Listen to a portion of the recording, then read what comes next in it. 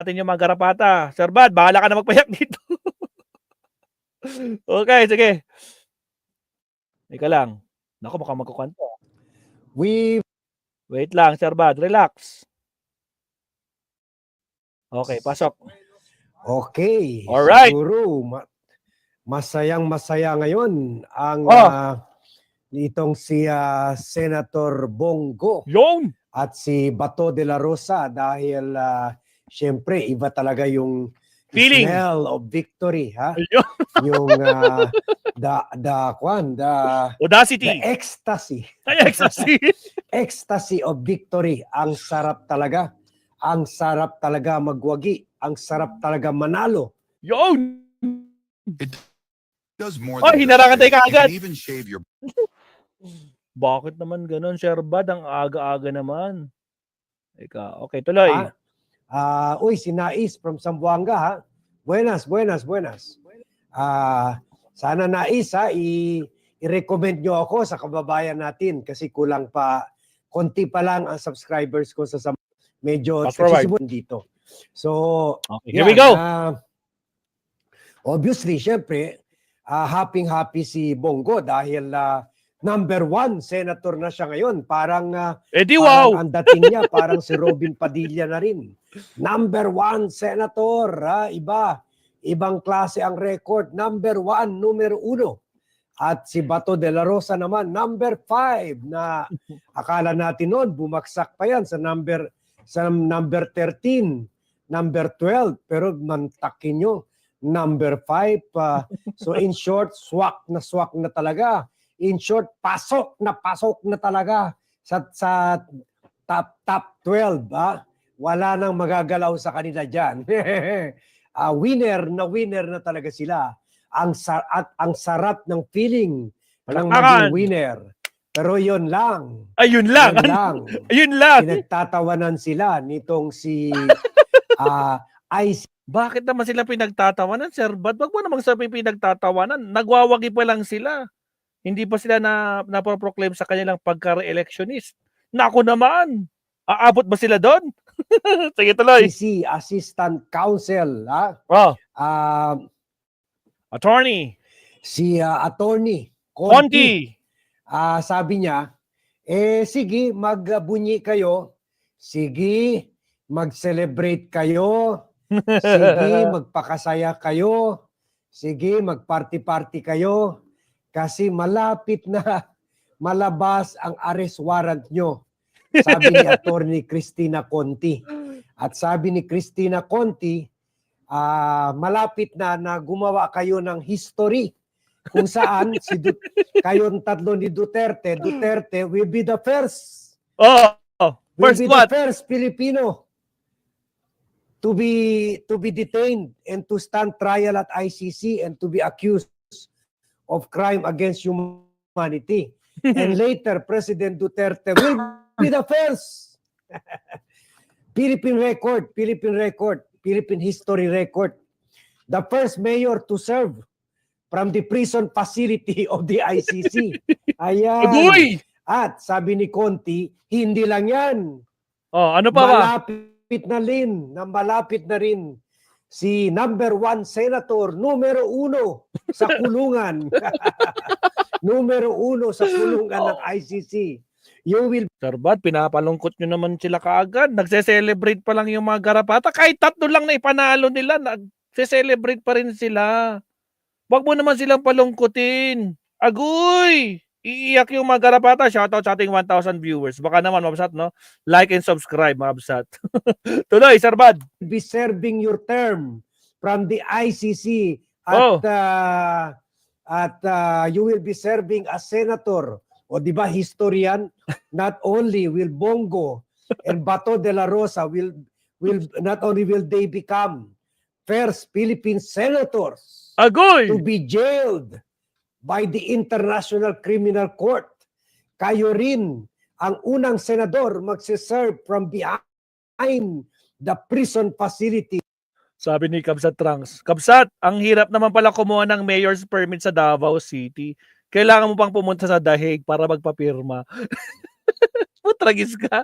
Shout out, Crystal. Maraming salamat sa pag-subscribe. O, sa mga bagong subscriber ni Maestro, shout out sa inyo, Mabsat. Nakikinig tayo dito kay Bad, Mabsat. Alright, tuloy, Sir Bad. of the ICC. Ang problema, hindi nyo magawa yung tulad ng ginagawa nyo dito. Dito, binibigyan kayo ng telephone, cellphone. Diyan, wala. Or binibisita kayo para kung may problema sa constituents nyo, ganon. Or mayroon man mga bills nyo, ganon. Pero dito, wala. Tingnan nyo si Duterte, ni Anino, ni isang boses din natin narinig. Yun Ni lang. Anino. Iba ang kulungan dyan. Ang kulungan dyan talagang Sir Bad, maririnig natin siya sa September. Ilang pwede? No, May, June, July, August. 4 months pa. Maghintay pa tayo ng 4 months. Maririnig na natin si Digong. Di ba? Mukhang magkakasama na sila. Malapit-lapit na ba, Sir Bad? kwan talaga. Ha? Oo. Mawawala ka talaga sa mundo. Ma-erase ka talaga sa mundo. Sige, banat. So sabi ni Attorney Conti, sige, enjoy lang kayo dyan because ICC and the Interpol is coming. Ha? It's coming to Sabi town. nga ni Conti na Managing Council ng National Union of People's Lawyers, NUPL, at kwan rin, lawyer rin ng mga biktima. Okay. Yung kwan daw, yung kaso ni Duterte ay gumagalaw na, papunta na, kasi andyan na si Duterte. Umiiyak na nga sa mga bokya ng mga lawyers niya nila Kaufman. Agoy. Andyan na, okay na. Kung nakakulong na siya, okay na. So sabi ni Conti, gumagalaw na ang ICC operation papunta sa mga co-accused. Yan, kasi secured na si Duterte, andyan na nakakulong. Kulang na lang ang resumption ng hearing on September 23. So, ang kuha nila, ang pace of operation ay napupunta na para arestuhin at i-trial yung co-accused. And that includes Vice President Sara Duterte, Bongo, and Bato de la Rosa. Agoy. Bato de la Rosa. At saka yung iba pa. Later on na yan. Third batch na siguro yan. Third batch. Sila Albayalde. Nanalo ba si Albayalde? Pantaleon Alvarez. Sila Vitaliano Aguirre. Justice Secretary. Ha? Yan. Kuha na yan sila. Susunod na sila yan. Pero mauna itong si Bato at si Bongo. Lalo na si Bato. Sabi pa ni Conti sa interview, Bato, I'm pretty sure will get a warrant of arrest. Sabi ni Conti sa interview last Monday lang, kahapon lang. By later this year, possibly September, we might also be looking at the sitting mayor on trial. And we're looking at 2 senators of the Republic of the Philippines being on trial. So yan, bago daw mag-September, baka 2 senators on trial na. Kung hindi tatagbo ito si Bongo at Bato de la Rosa sa China. O sa anuman bansa na hindi member ng ICC at hindi rin member ng Interpol. Ha? So sabi ni Attorney Conti, sige, relax lang kayo dyan. Ha? dahil hindi nyo na matapos, siguro bago masimula yung termino nyo or habang nasa Senado kayo, maaresto na kayo ng Interpol. And dahil marami pa rin sila mga banat kay President Bongbong Marcos, for sure, ipapa-aresto talaga ito ni President Bongbong Marcos. At dahil sa panginsulto ni Amy Marcos at saka ni Bato de la Rosa kay Major General CIDG Chief Major General Nicolas Torre, siguro yan na lang ang pinapaginipan. Yun na lang ambisyon sa buhay ni General Nicolas Torre. Siguro sabi ni Nicolas Torre, okay lang kung hindi ako mapili bilang PNP chief. Basta ako lang ang gawin operative on the ground para hilahin ng umiiyak ni Bato de la Rosa. Umiiyak si Bato habang hinihila ni Nicolas Torre. Nung tinanong ni Nicolas Torre, o bakit ka umiiyak? Sabi ni Bato, sabay ihi sa pantalon. Sabi niya, hindi ako natatakot. Hindi ako natatakot pero naharangan ako ni Sir Bat. Ayan, dali lang guys. Hindi ako natatakot sa iyo. Hindi ako umiiyak dahil natatakot ako sa iyo. Umiiyak lang ako dahil mahal ko ang bansa ko. Mahal Agoy! ko ang Pilipinas. At iiwanan ko ng Pilipinas. Diyan ako naiyak at naihi. Yan. Ganyan yung sasabihin ni Bato. Kung hinihila na siya ni General Nicolas Torre. Ang sarap tingnan yan, no? Sarap tingnan yan. Kaya sabi ni Conti, relax lang kayo. Enjoy muna kayo, party-party muna kayo, victory party. With your family, with your campaign staff, lahat, iba-iba, mga kwanyo, mga supporters, volunteers, mga sponsors nyo, mga campaign donors nyo, relax, enjoy. Dahil malapit kayo na ang next target ng ICC. Sabi pa ni Conti sa isang interview, the ICC is no longer just looking at Duterte. Oh, They will look at who is responsible. And more importantly, who is most responsible. Ay, Most nako. responsible. Sino yung most Those who responsible? enabled, carried out, or failed to stop the killings can be held liable under ganun the ba yun? international law. So sabi ni Conti, tapos na ang ICC kay Duterte. Ngayon tinitingnan na nila kung sino talaga importante, kung sino ang responsable, kung sino talaga ang gumawa at nagbaba ng order ng mga killing, who carried out the killing, or hindi pumigil ang mga patayan na ito. Mga patayan na ito. Sara Duterte, are you listening? Si Sara hindi lang nag-order ang mga patayan lalo na sa Davao, kundi when Mayor, she also failed to stop the killing. At sabi nga ni Conti, under dito sa Rome Statute, yung mga senior officials may be held liable even if they did not physically participate in the killings.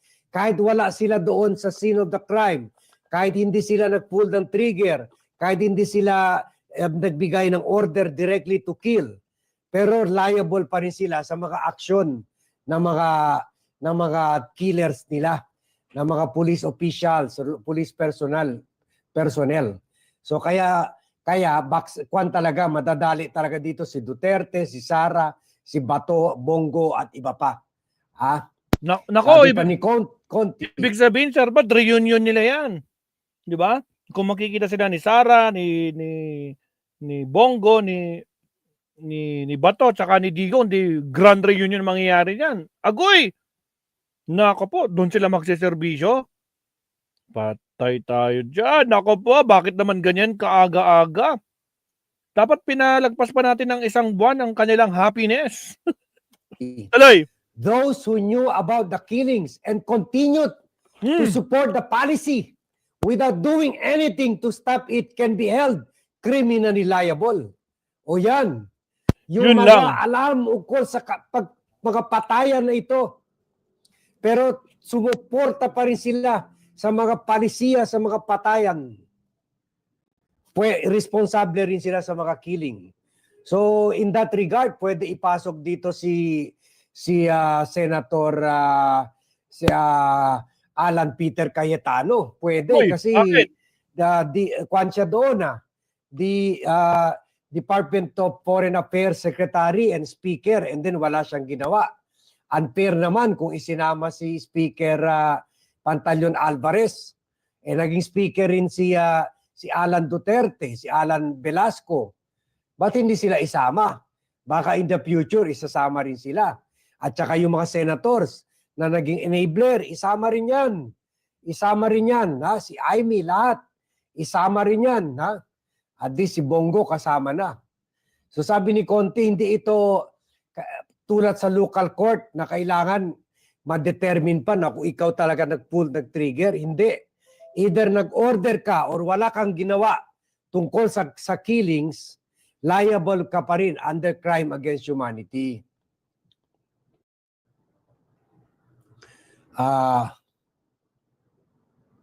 Sabi ni Conti, hindi nila pwede gamitin yung victory nila para sabihin pine-persecute sila. Kasi ang ginagawa nila, prosecution. Sabi niya, they might use their position to claim political persecution, not prosecution and rally public support. So baka sasabihin daw itong mga politika, iniipit kami dahil tinalo namin yung mga kandidato ni President Marcos. Sabi niya, hindi yan. Kasi itong kaso, pinailan. Hindi naman nila Marcos, kundi yung mga biktima ng EJK as early as 2017, 2018. Dagdag pa ni Conti, this is not a Duterte versus Marcos war. It's the people versus Duterte. The central question remains, did he commit crimes against humanity? So hindi, sabi niya, hindi ito question ukol sa Duterte versus Marcos. Sabi niya, ang tao laban kay Duterte ang laban na ito. Kaya hindi nila pwede sabihin dahil tinalo nila yung alyansang kandidato ni Marcos, sasabihin nila, kaya iniipit kami, pine-persecute kami. Sabi ni Conti, hindi ito persecution. Prosecution, yung ginagamit ang batas para habulin sila, para pananagutin sila sa mga criminal activity nila. Sabi niya, ang tanong lang dito, guilty ba si Duterte sa crime against humanity o hindi? O pati yung iba? Yan lang, sabi niya, walang politika dito. Sabi ni Conti, hindi naman talaga nangihimasok ang ICC sa mga local issues or domestic issues. Sabi niya, the ICC only steps in when national authorities are unwilling or unable to prosecute these crimes. If the government had done its job, we wouldn't need the ICC to intervene. So yun, ito na yung sinasabi natin. Ang ICC hindi naman makikialam kasi sabi ni Sara, sino-surrender daw. Sabi ni Kitty, future president daw. After Sara, sinurrender daw natin yung natin, soberenya. Sabi ni Attorney Conti, hindi ito pagsusurrender ng soberenya. Kasi pumasok lang ng ICC kung hindi gumagana ng gobyerno ang trabaho nila nung time ni Duterte. Kung ang PNP inimbestigate ito mga kaso, hindi kinover up, hindi nilagay sa blatter kasi hindi na nilagay sa blatter eh. Hindi inimbestigahan, hindi nilagay sa blatter, parang wala nangyari. Kung hindi ang mga lawyers, mga PAO, Public Affairs Attorney's Office lawyers, mga DOJ lawyers, kaya kasama si Vitaliano Aguirre sa kaso, mga lawyers, mga prosecutors o fiscal ng DOJ, kung tinulungan nila yung biktima at nung lumapit yung biktima sa ombudsman, inasikaso ng ombudsman, wala tayo sa ICC. Napilitan ng mga tao pumunta sa ICC dahil hindi gumagana ang PNP. Hindi gumagana pati ang barangay. Meron ng judicial system ang barangay. Hindi gumagana ang CIDG. Nahahabulin sana yung mga abusadong pulis. Hindi gumagana ang PNP, hindi gumagana ang DOJ, hindi gumagana ang prosecutor's office, hindi gumagana ang ombudsman. At lalo na hindi gumagana ang Kongreso, Senado, Cabinet members, kaya kasama si DILG Secretary Sueño. Hindi gumagana ang Solicitor General, kaya kasama rin yung Solgen ni Duterte. So walang gumagana, kaya yun, napilitan. Sa tingin nyo ba kung biktima, gusto ba yan pumunta sa ICC? Kung may gumagana na sistema dito? So yan, Kaya wag nyo sabihin, ginagago nyo yung mga tao. Alam ng mga tao na hindi nilabag yung national sovereignty natin. Tayo at hindi si Marcos ang mga biktima humingi ng tulong ng ICC. Nung humingi sila ng tulong ng ICC, hindi pa nga presidente, si Duterte pa ang presidente.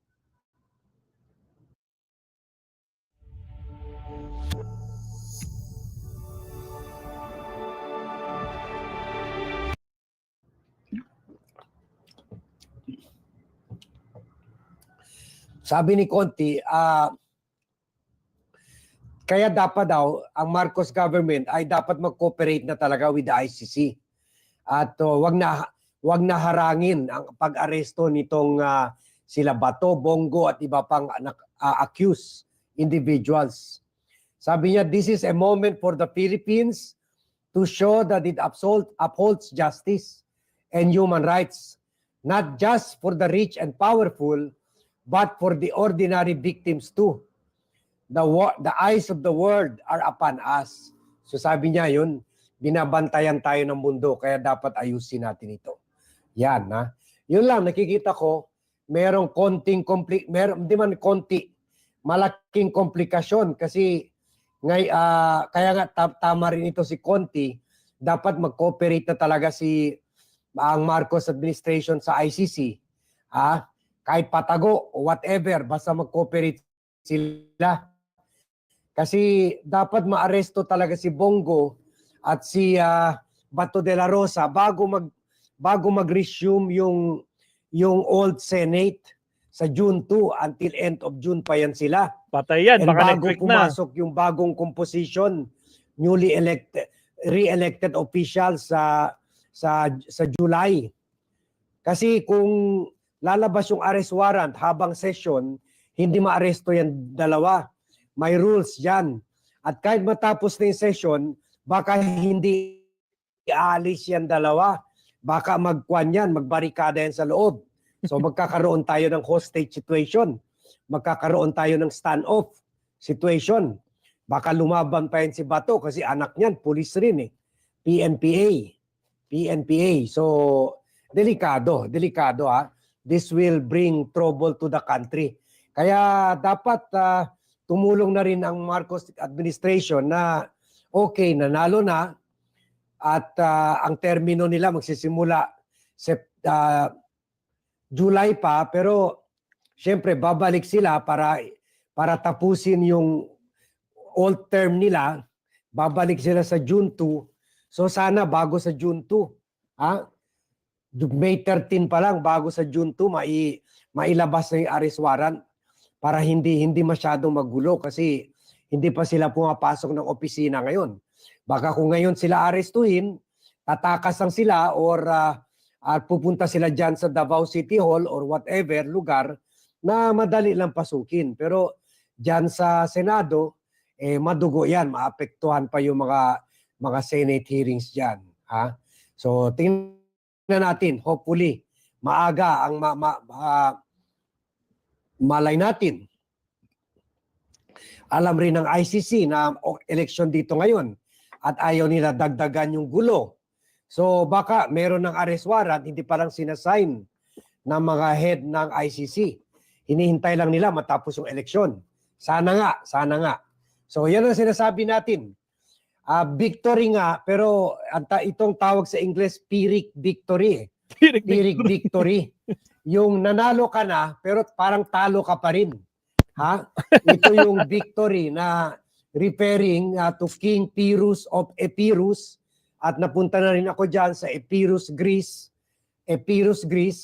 kung saan itong si King Pyrrhus ay naggera siya sa mga Romans pero nanalo siya, pero halos wipe out yung buong puwersa niya. So kahit nanalo siya, parang talo rin. So gano'n rin ang nangyayari kay Bongo at Bato de la Rosa. Parang Pyrrhic victory. Panalo man, talo rin kasi maaresto na kayo. So parang sa Tagalog, sa Ingles, Pyrrhic victory sa Ingles. Pero sa Tagalog, laban bawi. Talo si Willie Revillame. Laban bawi. Laban, nanalo, pero bawi dahil kulong. Kulong Tayo dyan. sa ICC. Ha? So sige, ha? Hanggang dito lang muna tayo. Thank Salamat. you very much everyone for watching, ha? Thank you very much, Sir Bad. So, yan mga kabsat. Grabe naman. Ang sakit naman nun, Sir Bad. Biro mo. Patitikman ka lang ng panalo, pero naku po, may mangyayaring ganon. Agoy. O paano na yan? Hello? Paktay tayo dyan. O ano na mga kabsat? Agree ba kayo kay Sir Bad? Especially itong sinabi ni Attorney Conti, guys, no, sa kanyang interview na hayaan nyo lang sila mag-celebrate. Malapit na yung kanilang magsasama-sama na sila. Agoy! Naku po! Paano yan? Yung Duterte magiging Duterwan. Patay tayo dyan. Si Marcoleta na lang may iwan dyan. Naku po, paano na yan? So meaning papasok yung 13 tsaka 14. Ganun ba yun? Para pampalit? Sino ba yung pang 13? Sino ba yung pang 13? Teka, silipin ko lang ha. Sino pang 13? Tulfo, Ben Tulfo, number 4. Naku, papasok si Budots King number 40 kung sakali. Agoy. Anyway, Babsat, no? Naku po, nagpapakasaya na sila ngayon. Kahit tatatlo lang silang nakapasok, di ba? Sa Duterte, di ba? Anak ng kamote to. Asan na yung 32 million nyo? Walang nangyari. Tatlo lang. 32 million. Putragis. Saan yung pinagyayabang yung Duterte dyan? Tatatlong pumasok? Mga